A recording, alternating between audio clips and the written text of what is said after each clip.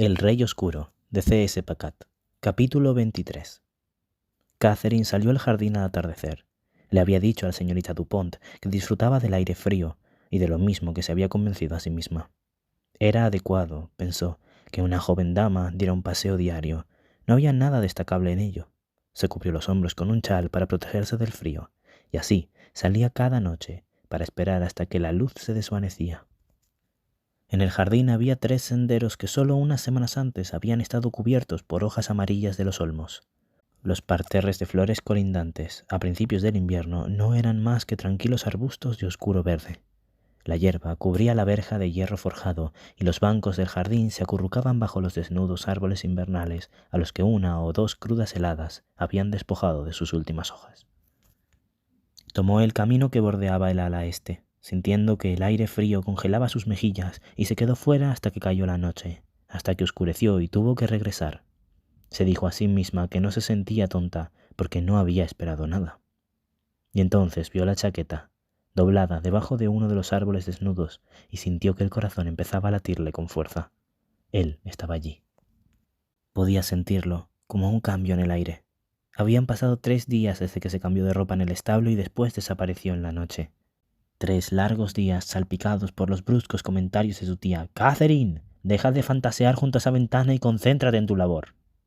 Era una emoción que había convertido sus días y noches en espera, en una única y placentera ascensión hasta ese momento. «Has venido», dijo hablando hacia el jardín. Hice una promesa. Su voz, su calidez, sonó más cerca de lo que esperaba, a su espalda. «Es peligroso», le advirtió. «Los criados...» «No les tengo miedo», dijo Will, y Catherine se giró para mirarlo. Estaba debajo de las ramas verde noche de un árbol. Le caía el cabello oscuro sobre la frente. Sus ojos, siempre penetrantes, estaban clavados en ella, como los de ella en él. «Deberías». La sorpresa de verlo de nuevo fue una sensación física y llegó acompañada de una cascada de recuerdos. Sus dedos sobre la piel desnuda del joven cuando le anudó el pañuelo. El momento en que lo vio con la ropa de su prometido. A la señorita Dupont le gustaría salir para comprobar que estoy bien. «Conozco los riesgos», dijo Will. No llevaba la ropa de Lord Crenshaw, estaba vestido con unas prendas extrañamente desusadas. Su túnica hasta la altura del muslo, decolorada con una estrella que no obstante le sentaba bien, como si acabara de abandonar una antigua corte. «He venido a pedirte ayuda». Su tono era serio. Parecía estar en problemas, incluso en peligro, como si no hubiera acudido a ella de haber tenido otra opción. «¿Mi ayuda?» Catherine pensó que, con aquella ropa, se parecía a Lancelot. Le gustaba la idea de ser Ginebra y que ambos actuaran como en la leyenda, encontrándose en un jardín donde nadie más pudiera verlos u oírlos. Incluso le gustaba la idea de que la necesitara para algún asunto urgente. «Me preguntaste quién soy. La verdad es que conozco a Simon». «¿Tú?» Aquellas palabras no eran las que había esperado. Recordó que le había preguntado por Simon en el carruaje. Notó un cambio en el aire. «Deberías llamarlo Lord Crenshaw. Socialmente está muy por encima de ti». «Sé lo que es». «Entonces sabes que no deberías estar aquí». Pero estaba. Había ido, como ella sabía que haría, para entregarle la chaqueta de Lord Crenshaw porque solo se la había prestado. «Catherine». Will dijo su nombre de un modo estremecedor. Era muy íntimo que le dijera su nombre así. Deseó que lo pronunciara de nuevo. «Simon no es un buen hombre». Se dijo que aquello era parte del coqueteo, y una parte de ella incluso le gustó la idea de que él la rescatara de aquel compromiso, la libertad que la esperaba al otro lado. «Supongo que Lord Crenshaw, uno de los caballeros más importantes de Londres, es una mala persona», le dijo, «mientras tú, que trepas muros de jardines, eres el bueno». «La gente no es lo que parece», dijo Will. «Lo conozco muy bien», replicó Catherine. «No lo conoces en absoluto. Sé que es generoso y encantador, sé que es atractivo y atento, incluso sé que está en Londres ahora mismo, por un negocio importante. Me dijo, mató a mi madre», dijo Will. Todo pareció detenerse. Catherine sintió la caricia gélida de la fría brisa nocturna que le deslizaba por los lugares sombríos del jardín. A su alrededor, la silueta verde oscuro se movía, susurrando suavemente con el viento. «¿Qué?» «Vivíamos en Bow Hill, en el distrito de los Picos», le contó. «Yo estaba reuniendo leña cuando la oí gritar. Intentó defenderse, pero había mucha sangre empapando la tierra. Cuando llegué hasta ella era demasiado tarde. Vine a Londres para descubrir quién lo había hecho, quién había enviado a los hombres que la asesinaron. fue Simon. Su mirada siempre había sido intensa, pero su rostro estaba pálido y serio, y no parecía estar bromeando, parecía decir la verdad, que Lord Crenshaw había dado la orden de matar a alguien. «Estás mintiendo». Ella retrocedió por instinto. «Intentas mancillar el nombre de un buen hombre. Eso es muy inapropiado». Había creído que Will era un caballero, pero no lo era. Un caballero no diría esas cosas. «No te estoy mintiendo, Catherine. Por eso he venido. Simon tiene prisionero a un hombre en Rutherglen. Y ocurrirán cosas terribles si ese hombre no es rescatado. Tú eres la única persona que puede ayudarnos a entrar allí para ayudarlo». «Entonces te han mentido a ti», le dijo, «porque Lord Crenshaw nunca haría eso». Pero no podía desechar la visión.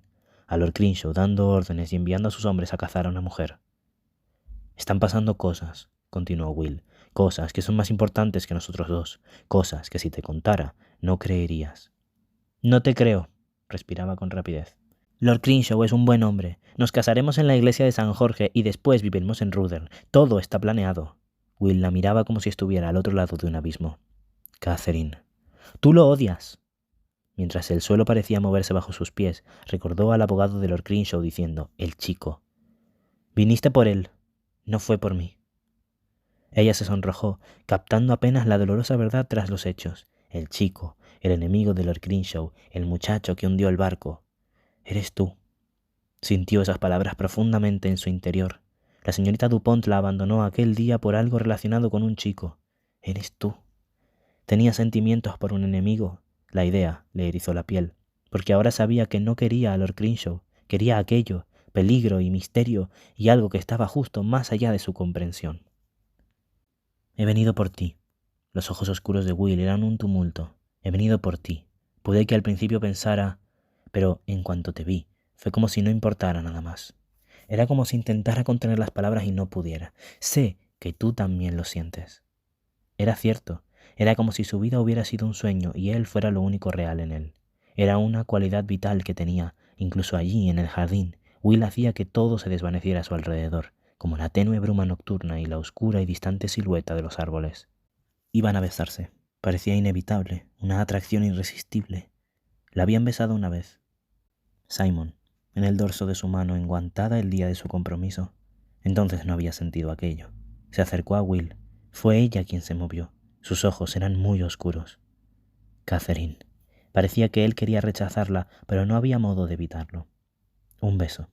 Alrededor de Catherine la luz comenzó a brillar como si el contacto con Will estuviera invocándola, corriendo desde las venas de él hasta las suyas, un resplandor que podía ver y tocar y sentir, y cuando la sensación alcanzó su clímax, la luz explotó hacia el interior y el invernal árbol muerto bajo el que estaba floreció con un estallido. Will retrocedió bruscamente con los ojos muy abiertos y Catherine lo miró a través de un rocío de flores blancas fuera de estación, todavía un poco iluminadas, como antorchas en murallas lejanas, como estrellas en la oscuridad.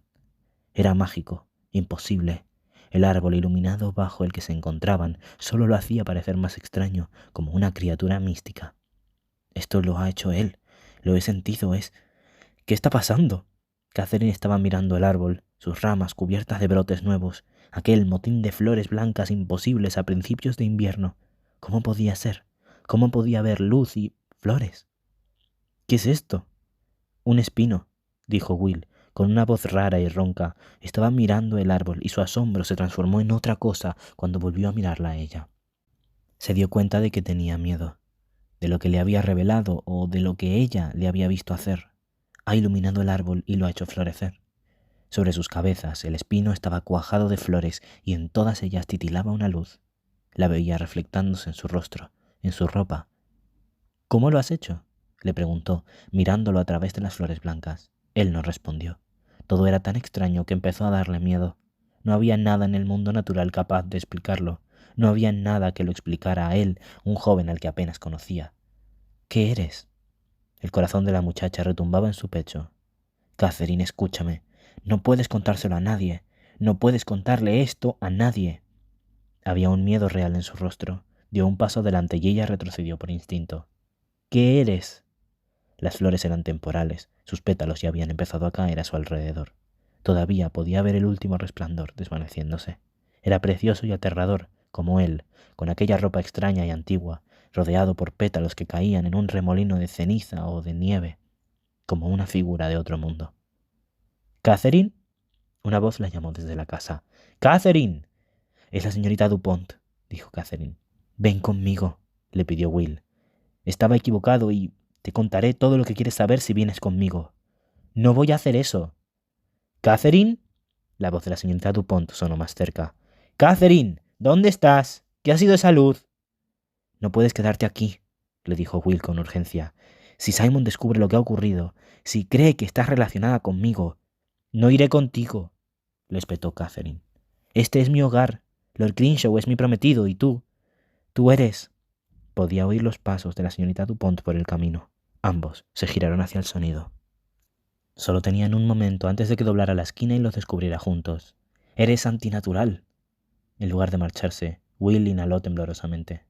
—Si no quieres venir, escúchame.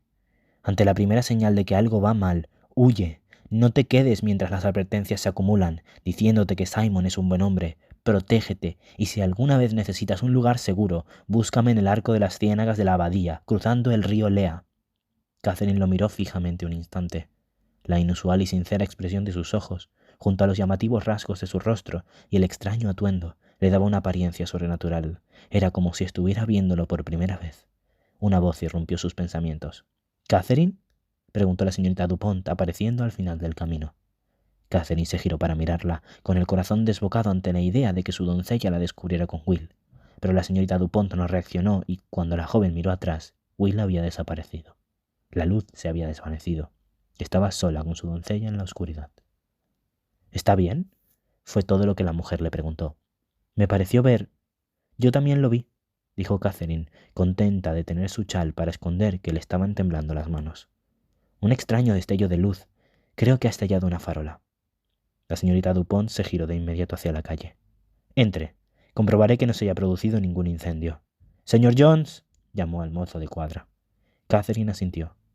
No sé qué fue esa luz, pero no tiene nada que ver conmigo, pensó, caminando junto a la señorita Dupont sobre el suelo frío y pálido, cubierto de pétalos caídos, hacia la casa.